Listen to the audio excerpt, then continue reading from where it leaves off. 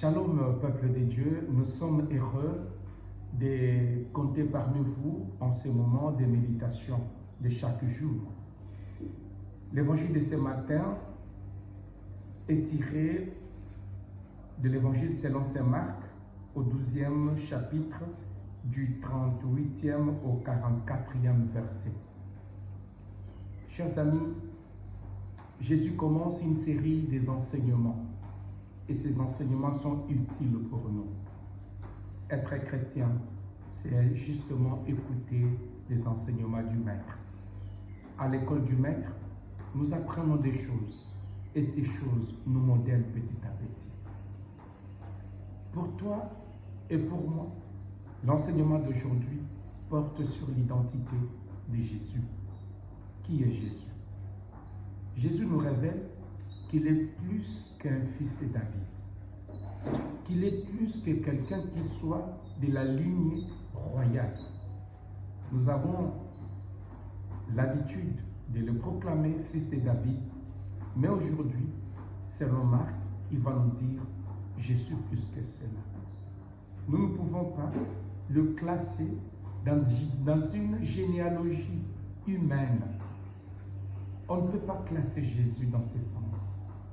Et comment Jésus nous l'enseigne, il dit, dans Psaume 110, David lui-même, dont on dit qu'il est l'ancêtre de Jésus, lui-même l'ancêtre, il dit dans ces psaumes, le Seigneur a dit à mon Seigneur, siège à ma droite, jusqu'à ce que je fasse de tes ennemis les cercles de ton trône. Jésus montre que déjà David le voyait. David pouvait dire que le Seigneur dit à mon Seigneur, Jésus est plus que cela. Et quand nous croyons en lui, croyons vraiment qu'il est le Fils des dieux éternels. Sa parole, c'est une parole créatrice, une parole à l'origine de l'univers. Jésus est celui-là. Le deuxième enseignement, Jésus nous enseigne à nous garder contre l'orgueil, contre l'hypocrisie.